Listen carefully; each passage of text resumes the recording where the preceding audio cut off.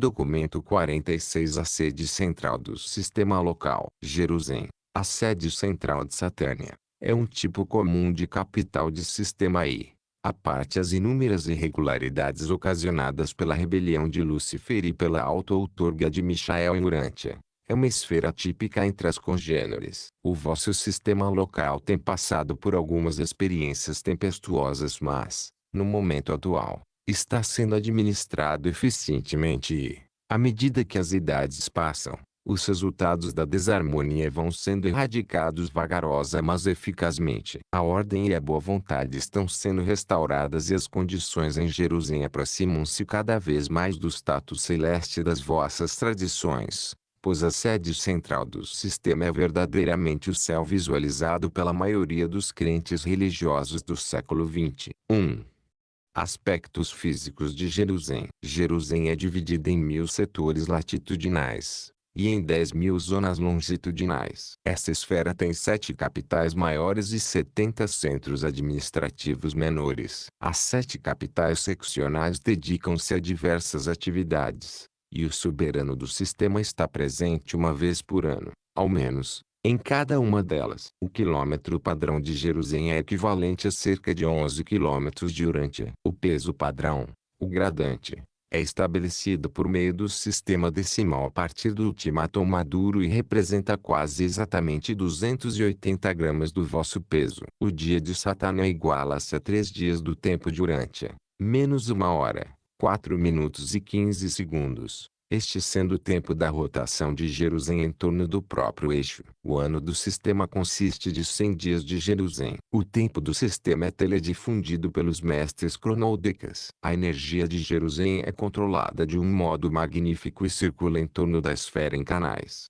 por zonas que são diretamente alimentadas pelas cargas de energia do espaço e administradas habilmente pelos mestres controladores físicos. A resistência natural à passagem dessas energias, pelos canais físicos de condução, fornece o calor necessário à manutenção de uma temperatura uniforme e adequada em Jerusalém. A temperatura, a luz plena, é mantida em torno de 21 graus Celsius, enquanto, durante o período de recesso de luz, ela cai até um pouco abaixo dos 10 graus. O sistema de iluminação de Jerusalém não deveria ser muito difícil de compreender para vós. Não há dias e noites. Não há estações de calor e frio. Os transformadores de poder mantêm 100.000 centros dos quais as energias rarefeitas são projetadas para o alto, através da atmosfera planetária, passando por algumas modificações, até que alcancem o teto elétrico de ar da esfera, e então essas energias são refletidas de volta para baixo,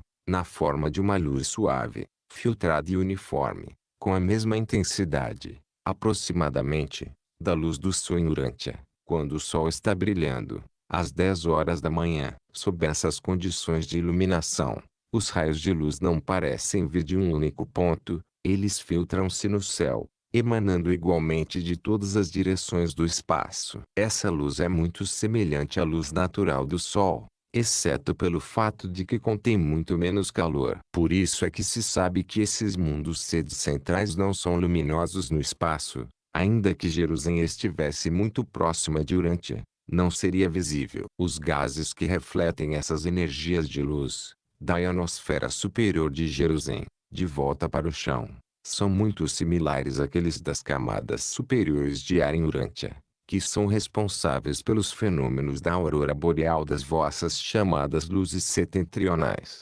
embora estas sejam produzidas por causas diferentes. Em Urântia é esse mesmo escudo de gás que impede a ultrapassagem das ondas das transmissões terrestres, refletindo-as de volta para a Terra, quando elas tocam esse cinturão de gás, na sua trajetória direta para fora. Desse modo as teletransmissões ficam retidas perto da superfície, à medida que percorrem o ar em volta do vosso mundo. Essa iluminação da esfera é mantida uniforme durante 75% do dia de Jerusalém e, então, há um recesso gradual, até que, no momento de iluminação mínima, a luz torna-se semelhante à da vossa lua cheia, Em uma noite clara, essa é a hora do silêncio para toda Jerusalém. Apenas as estações de recepção das comunicações ficam em operação durante esse período de repouso e recuperação. Jerusalém recebe uma pálida luz de vários sóis próximos, uma espécie de luz brilhante das estrelas, mas não depende dela. Os mundos como Jerusalém não estão sujeitos às vicissitudes das perturbações solares, nem se defrontam com o problema de um sol que se resfria ou morre. Os 7 mundos transicionais de estudo e os seus 49 satélites são aquecidos, iluminados, energizados e irrigados pelas técnicas de Jerusalém. 2. Características físicas de Jerusalém. Em Jerusalém, vós ireis sentir falta das cadeias escarpadas das montanhas de Urântia, e de outros mundos evoluídos. Não há nem terremotos nem chuvas, mas ireis desfrutar dos magníficos planaltos e de outras variações singulares na sua topografia e paisagem. Áreas enormes de Jerusalém são preservadas em estado natural, e a grandeza desses setores ultrapassa, em muito, os poderes da imaginação humana. Há milhares e milhares de pequenos lagos, mas não há rios turbulentos nem oceanos imensos. Não há chuvas, nem tempestades, nem furacões em nenhum dos mundos arquitetônicos, mas há precipitação diária em decorrência da condensação de umidade durante as horas de temperatura mais baixa que acompanha a diminuição da luz. O ponto de orvalho é mais alto em um mundo com atmosfera de 3 gases, do que em um planeta de 2 gases como Urântia. A vida física das plantas e o mundo moroncial de coisas vivas, precisam, ambos, da umidade. Todavia esta é amplamente suprida pelo sistema de circulação no subsolo, o qual se espalha por toda a esfera, indo até mesmo aos cumes dos planaltos. Esse sistema de irrigação não se faz inteiramente pelo subsolo, pois há muitos canais superficiais interconectando os resplandecentes lagos de Jerusalém. A atmosfera de Jerusalém é uma mistura de 3 gases. Esse ar é muito semelhante ao de Urântia, com o acréscimo de um gás adaptado à respiração das ordens moronciais de vida. Esse terceiro gás, de nenhum modo, torna o ar inadequado à respiração dos animais, nem das plantas das ordens materiais. O sistema de transporte é conjugado com as correntes circulatórias do movimento da energia, estando essas principais correntes de energia localizadas em intervalos de 16 km.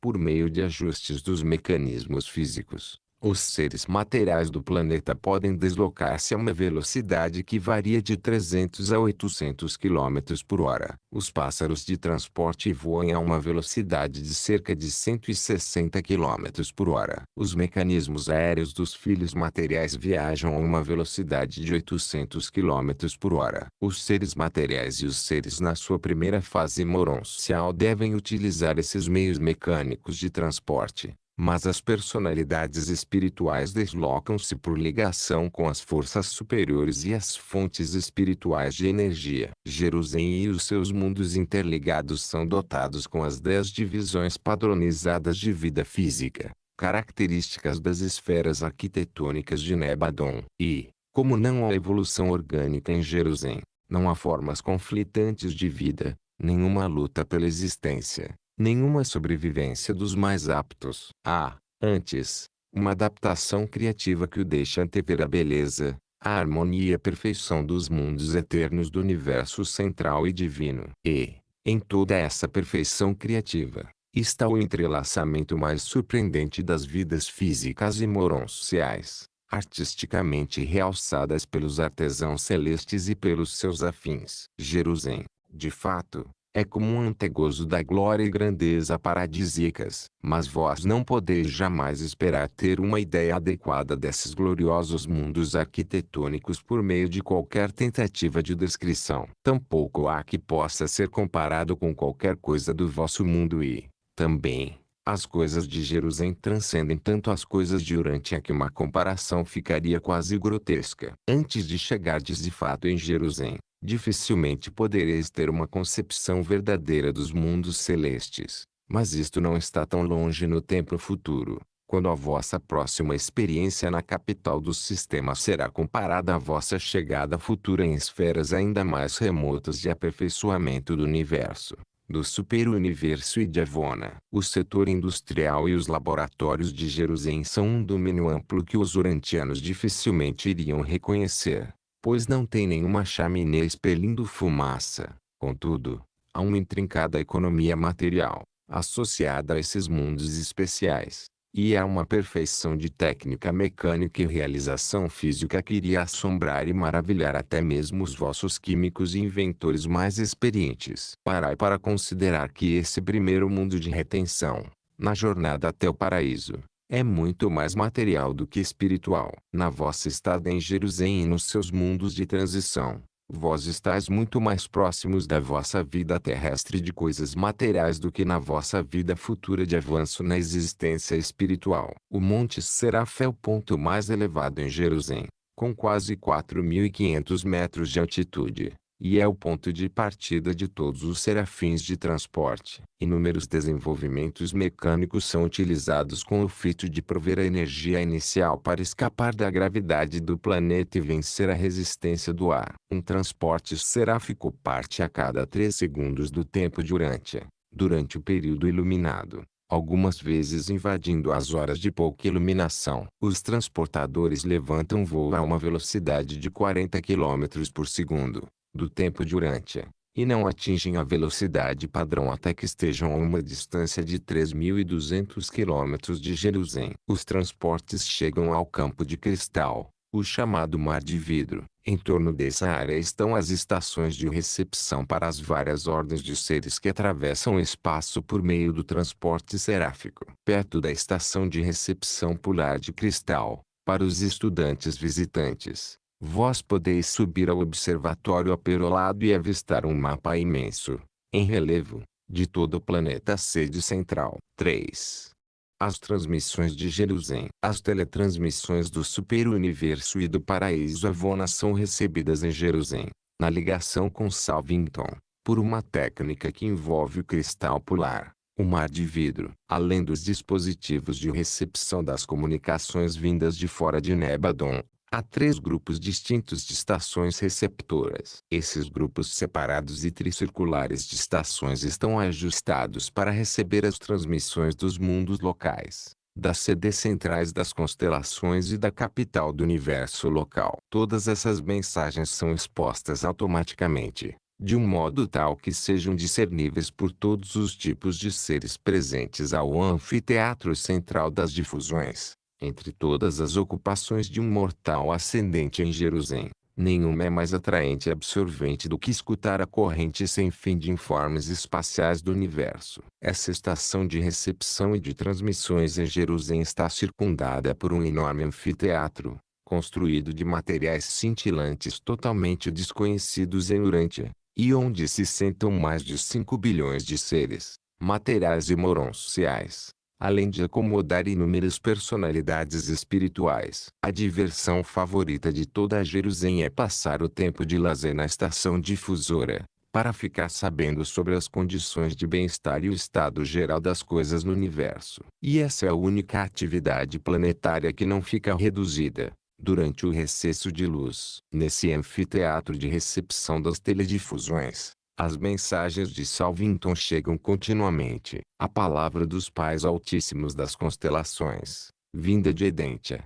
a qual está próxima dali, é recebida pelo menos uma vez por dia. Periodicamente as transmissões regulares e especiais de Uversa são feitas através de Salvington e, quando as mensagens do paraíso estão sendo recebidas, toda a população congrega-se ao redor do mar de vidro, e os amigos de Uversa liam o fenômeno da refletividade e a técnica da transmissão do paraíso. Assim tudo o que é ouvido torna-se visível. E é dessa maneira que a antecipação contínua, da beleza avançada e da grandeza, é proporcionada aos mortais sobreviventes à medida que fazem a sua jornada adentro na aventura eterna. A estação emissora de Jerusalém está localizada no polo oposto da esfera. Todas as transmissões para os mundos individuais são retransmissões das capitais dos sistemas, exceto as mensagens de Michael que, algumas vezes, vão diretamente aos seus destinos pelos circuitos dos arcanjos. 4. As áreas residencial e administrativa. Porções consideráveis de Jerusalém estão destinadas a áreas residenciais, enquanto outras porções da capital do sistema são destinadas às funções administrativas necessárias, envolvendo a supervisão dos assuntos das 619 esferas habitadas, dos 56 mundos de cultura de transição e da própria capital do sistema. Em Jerusalém e em Nébadon esses arranjos são designados como a seguir. 1. Os círculos, as áreas residenciais dos não-nativos. 2. Os quadrados, as áreas do sistema executivo ou administrativo. 3. Os retângulos, o ponto de encontro dos seres de vida nativa é mais baixa. 4. Os triângulos, as áreas locais ou administrativas de Jerusalém. Esses arranjos das atividades do sistema em círculos, quadrados, retângulos e triângulos são comuns a todas as capitais dos sistemas de Nébadon. Num outro universo, um arranjo inteiramente diferente poderia prevalecer. Essas questões são determinadas pelos diferentes planos dos filhos criadores. A nossa narrativa sobre essas áreas residenciais e administrativas não leva em conta as vastas e belas moradas dos filhos materiais de Deus, os cidadãos permanentes de Jerusalém. E também não mencionamos as outras numerosas e fascinantes ordens de espíritos e criaturas quase espirituais. Por exemplo, Jerusalém desfruta dos serviços eficientes dos espirongas designados a funcionar no sistema. Esses seres devotam-se à ministração espiritual em favor dos residentes e visitantes supramateriais. Eles são um grupo maravilhoso de seres inteligentes e formosos,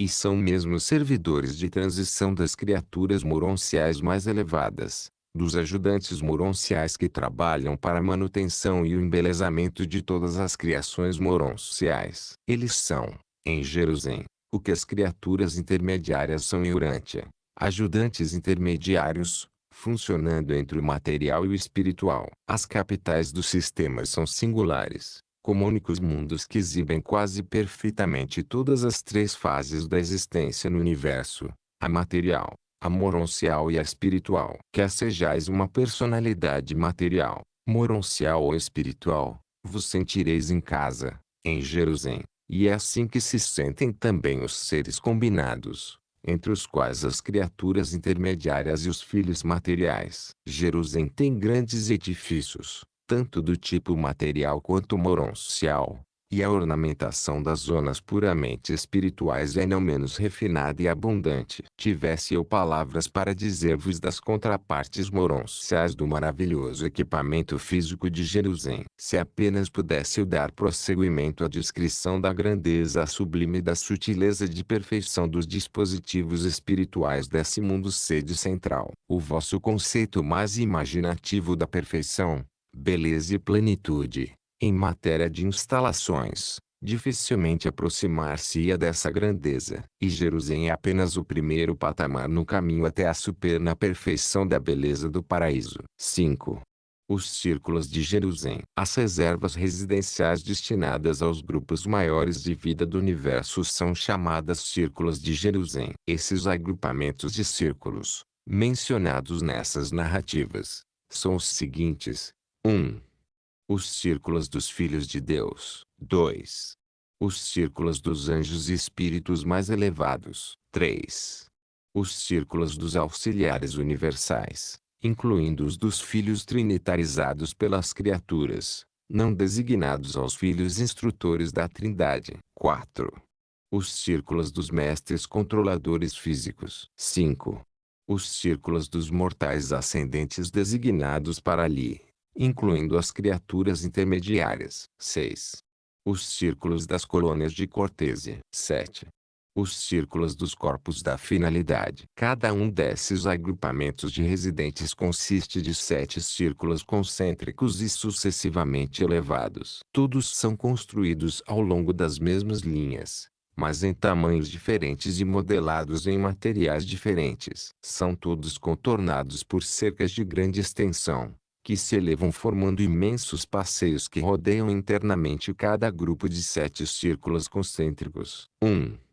Os círculos dos filhos de Deus. Ainda que possuam um planeta social próprio, Um dos mundos de cultura de transição, os filhos de Deus ocupam também esses extensos domínios em Jerusalém. No seu mundo de cultura transicional, os mortais ascendentes misturam-se livremente a todas as ordens de filiação divina. Ali, ireis pessoalmente conhecer e amar esses filhos, mas a vida social deles é grandemente confinada a esse mundo especial e seus satélites. Nos círculos de Jerusalém, todavia, esses vários grupos de filiação podem ser observados no seu trabalho. E, como a visão moroncial é de um alcance enorme, vós podereis caminhar nos passeios dos filhos e contemplar as atividades intrigantes das suas numerosas ordens. Esses 7 círculos dos filhos são concêntricos e sucessivamente elevados, de modo que cada um dos círculos mais externos e maiores oferece uma vista para os mais internos e menores,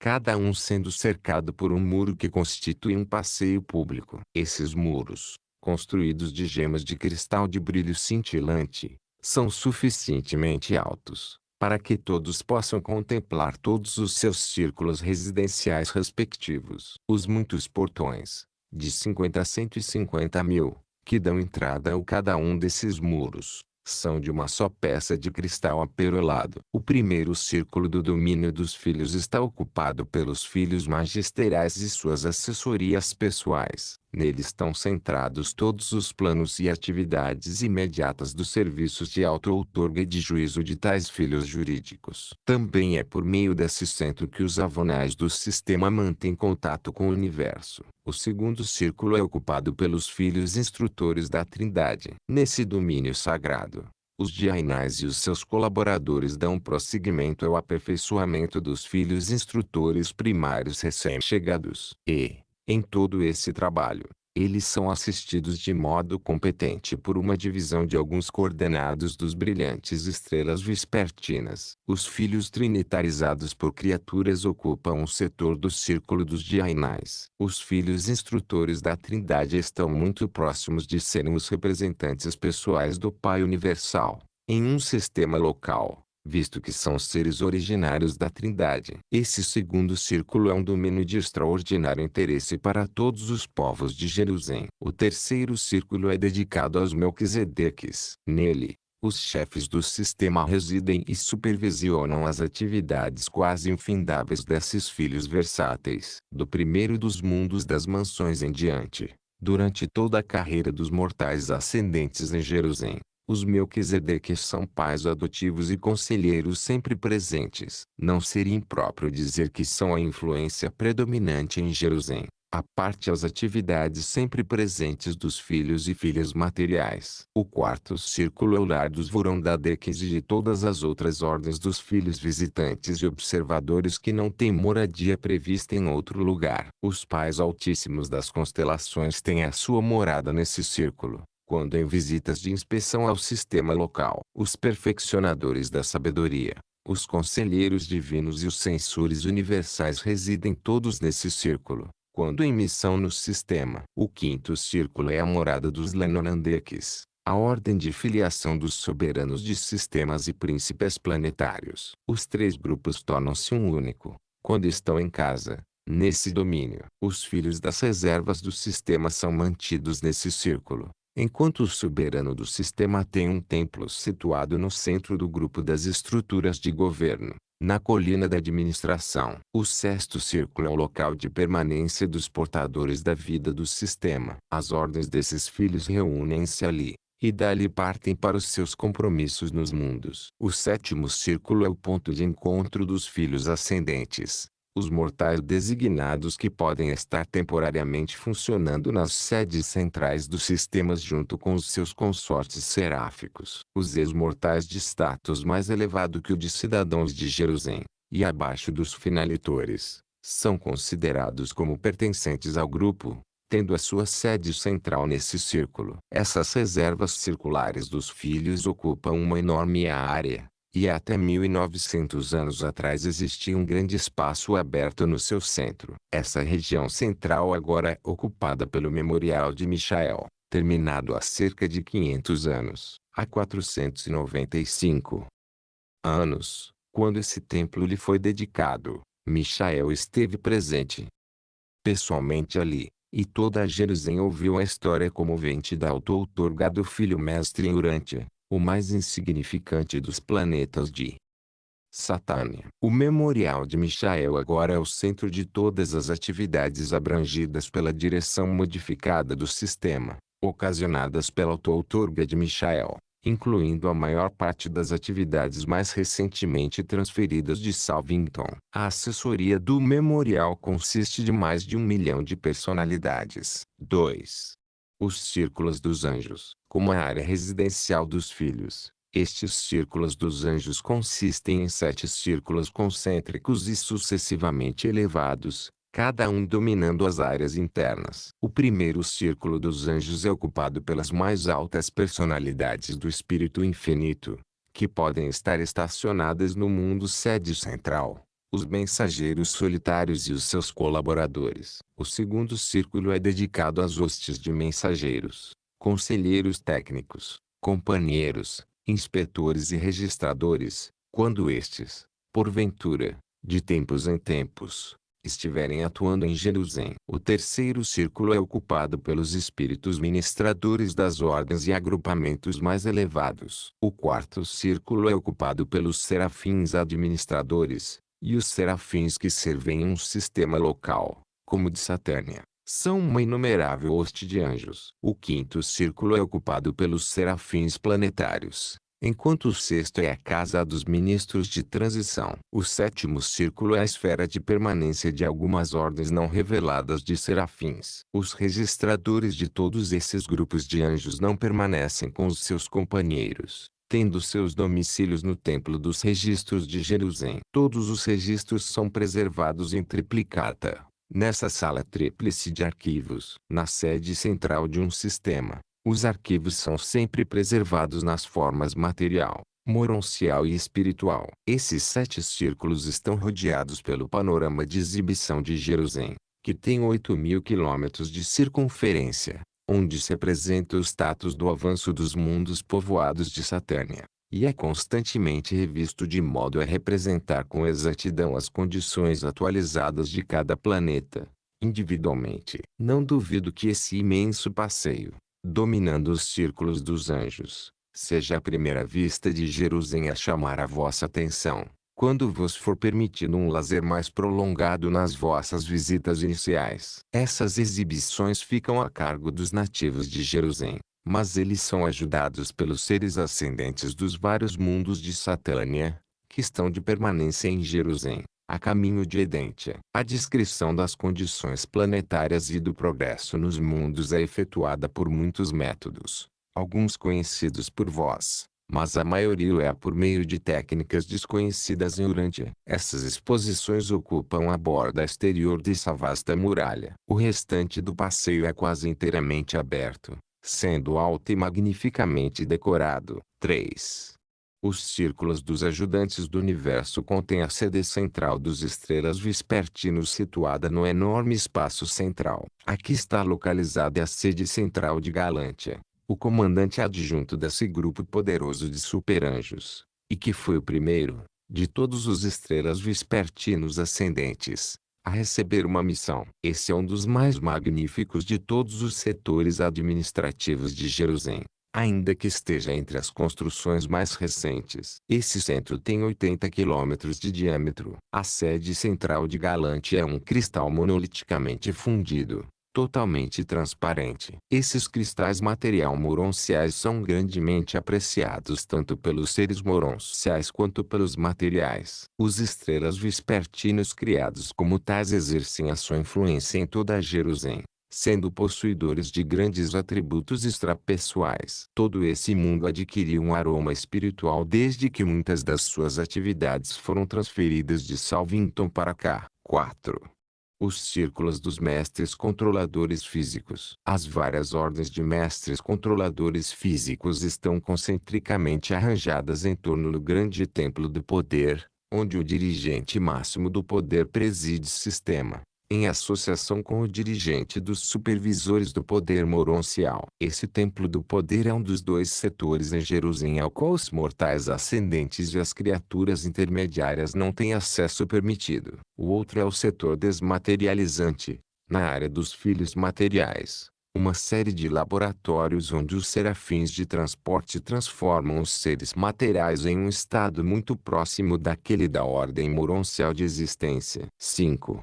Os círculos dos mortais ascendentes. A área central dos círculos dos mortais ascendentes é ocupada por um grupo de 619 memoriais planetários, representantes dos mundos habitados do sistema. E essas estruturas são submetidas periodicamente a grandes mudanças. É privilégio dos mortais de cada mundo concordar, de tempos em tempos, com algumas das alterações ou acréscimos nos seus memoriais planetários. Muitas mudanças estão ainda agora sendo efetuadas nas estruturas de Urântia. O centro desses 619 templos é ocupado por uma maquete ativa de Edentia e dos seus muitos mundos de cultura ascendente. Esse modelo tem 64 quilômetros de diâmetro e é uma reprodução real do sistema de Edentia, fiel ao original em cada detalhe. Os ascendentes desfrutam de servir em Jerusalém e sentem prazer em observar as técnicas de outros grupos. Tudo que é feito nesses vários círculos é aberto à plena observação de toda a Jerusalém. As atividades desse mundo são de 3 variedades distintas: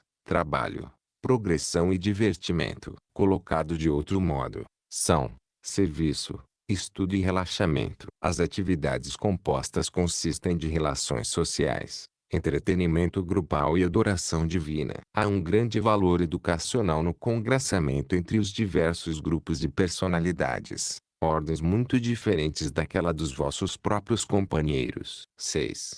Os círculos das colônias de Cortésia. Os 7 círculos das colônias de Cortésia são ornados por 3 estruturas enormes: o imenso Observatório Astronômico de Jerusalém, a gigantesca Galeria de Arte de Satã e a imensa Sala de Reunião dos Diretores de Retrospecção, o Teatro das Atividades Moronciais dedicadas ao descanso e à recreação. Os artesãos celestes dirigem os esponajas e provêem a hoste para decorações criativas e memoriais monumentais, que abundam em todos os lugares de reuniões públicas. Os estúdios desses artesãos estão entre as maiores e mais belas dentre as estruturas sem par desse mundo maravilhoso. As outras colônias de Cortésia mantêm sedes centrais imensas e de grande beleza. Muitos desses prédios são construídos inteiramente de gemas de cristal. Todos os mundos arquitetônicos têm em profusão tanto cristais, bem como os chamados metais preciosos. 7.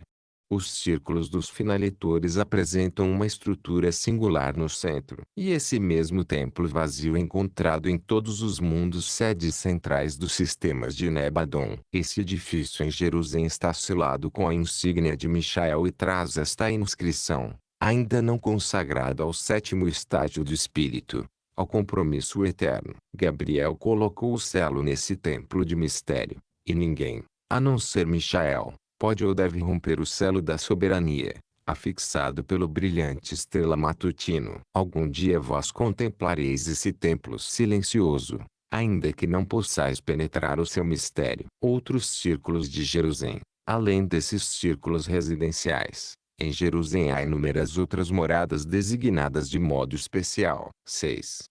Os quadrados executivo-administrativos. As divisões executivo-administrativas do sistema estão localizadas nos imensos quadrados departamentais, em número de 1000. Cada unidade administrativa está dividida em 100 subdivisões de 10 subgrupos cada. Esses 1000 quadrados estão agrupados segundo 10 grandes divisões, constituindo assim os 10 departamentos administrativos seguintes. 1. De manutenção física e melhoramentos materiais, nos domínios do poder e da energia física. 2. De arbitragens, de ética e de julgamento administrativo. 3. De assuntos planetários e locais. 4. De assuntos da constelação e do universo. 5. De educação e outras atividades dos Melquisedeques. 6. De progresso físico planetário do sistema, nos domínios científicos das atividades de Satânia. 7. De assuntos moronciais. 8. Das atividades e da ética puramente espirituais. 9. Da administração ascendente. 10. Da filosofia do grande universo. Essas estruturas são transparentes, de modo que todas as atividades do sistema podem ser observadas até mesmo pelos estudantes em visita. 7. Os retângulos, os espornágias. Os 1000 retângulos de Jerusalém são habitados pela vida nativa inferior do planeta sede central e, no seu centro, está situada a imensa sede central circular dos espornágias. Em Jerusalém ficareis assombrados com as realizações na agricultura feitas pelos maravilhosos espornágias. Ali, a terra é amplamente cultivada para efeitos estéticos e ornamentais. Os espornágias são os jardineiros das paisagens dos mundos sedes centrais, e são originais e artísticos no tratamento que dão aos espaços abertos de Jerusalém. Utilizam tanto animais, quanto numerosas invenções mecânicas na cultura do solo. São habilmente inteligentes no emprego das agências de poder dos seus reinos tanto quanto na utilização das numerosas ordens dos seus irmãos inferiores, das criações animais menos evoluídas, muitas das quais são entregues a eles nesses mundos especiais. Essa ordem de vida animal é agora quase totalmente dirigida pelas criaturas intermediárias ascendentes das esferas evolucionárias. Os espornágias não são resididos por ajustadores. Eles não possuem almas de sobrevivência, mas desfrutam de vidas longas, algumas vezes até de 40 a 50 mil anos padrão. O seu número é o de uma legião, e eles podem fazer ministrações físicas a todas as ordens de personalidades, no universo, que estejam necessitando de serviços materiais. Embora os espornágias não possuam uma alma de sobrevivência, e não a desenvolvam, ainda que não tenham personalidade, eles desenvolvem uma individualidade que pode experienciar a reencarnação. Quando, com o passar do tempo, os corpos físicos dessas criaturas singulares deterioram com o uso e a idade, os seus criadores, em colaboração com os portadores da vida, produzem novos corpos nos quais os velhos espornágias restabelecem as suas residências. Os espornágias são as únicas criaturas em todo o universo de Nebadon que experienciam essa ou qualquer outra espécie de reencarnação. São sensíveis apenas aos 5 primeiros espíritos ajudantes da mente. Não respondem, portanto, aos impulsos dos espíritos da adoração e da sabedoria. Esses 5 ajudantes da mente equivalem, contudo, a um nível total de realidade ou ao 6º nível de realidade, e é esse fator que perdura como uma identidade experiencial. Para descrever essas criaturas úteis e inusitadas, não disponho de nenhuma base de comparação, pois não há animais nos mundos evolucionários comparáveis a eles. Eles não são seres evolucionários, tendo sido projetados pelos portadores da vida na sua forma e status atuais. São bissexuais e procriam-se à medida que são requisitados, para fazer o face às necessidades de uma população crescente. Talvez, para as mentes de Urântia, eu fizesse melhor sugerindo algo da natureza dessas criaturas belas e úteis, dizendo que elas têm as características do cavalo fiel, combinadas às do cão afetuoso, manifestando uma inteligência que é maior que a do tipo mais elevado de chimpanzé. E são muito belas, se julgadas segundo os padrões físicos de Urântia. Apreciam bastante as atenções a elas demonstradas pelos seres materiais e semimateriais que permanecem nesses mundos arquitetônicos. Elas têm uma vista que lhes permite reconhecer, além dos seres materiais, as criações moronciais, as ordens angélicas mais baixas, as criaturas intermediárias e algumas das ordens menos elevadas de personalidades espirituais. Não compreendem a adoração do infinito, nem captam a importância do eterno, mas, por intermédio do afeto que têm pelos seus mestres, elas compartilham das devoções espirituais externas dos seus reinos. Existem aqueles que acreditam que, em uma idade futura do universo, esses espornágias fiéis escaparão do seu nível animal de existência e atingirão um destino evolucionário condigno de crescimento intelectual progressivo e mesmo de realização espiritual. 8. Os triângulos de Jerusalém. Os assuntos puramente rotineiros e locais de Jerusalém são dirigidos a partir dos 100 triângulos. Estas unidades estão agrupadas em torno das 10 estruturas maravilhosas que domiciliam a administração local de Jerusalém. Os triângulos estão rodeados pela ilustração panorâmica da história da sede central do sistema. Atualmente, há um trecho apagado, de cerca de 3 quilômetros padrão nessa história circular. Esse setor será restaurado quando Satânia for readmitida na família da constelação. Todos os preparativos para esse acontecimento foram feitos pelos decretos de Michael. Mas o Tribunal dos Anciães dos Dias ainda não concluiu o julgamento dos assuntos da rebelião de Lúcifer. Satânia não pode voltar à comunidade plena de Norlathiadek enquanto abrigar aqui rebeldes, seres de elevada criação que da luz caíram para as trevas. Quando Satânia puder novamente estar vinculada à constelação, então será considerada a readmissão dos mundos isolados à família dos planetas habitados do sistema, acompanhado da sua restauração à comunhão espiritual dos reinos. Contudo, mesmo se Urantia fosse reincorporada aos circuitos do sistema, vós ainda estaríeis embaraçados pelo fato de que o vosso sistema inteiro permanece sob a quarentena imposta por Norlathiadek, que o isola parcialmente de todos os outros sistemas. Mas, dentro em breve, o julgamento final de Lúcifer e dos seus parceiros proporcionará a reintegração do sistema de Satânia à constelação de Norlathiadek, e subsequentemente Urantia e as outras esferas isoladas serão reintegradas aos circuitos de Satânia, e esses mundos desfrutarão, novamente, dos privilégios da comunicação interplanetária e da comunhão entre os sistemas. Haverá um fim para os rebeldes e para a rebelião. Os governantes supremos são misericordiosos e pacientes. Entretanto, a lei que versa sobre o mal deliberadamente alimentado é executada de modo universal e infalível. A recompensa do pecado é a morte, a obliteração eterna. Apresentado por um arcanjo de Nebadon,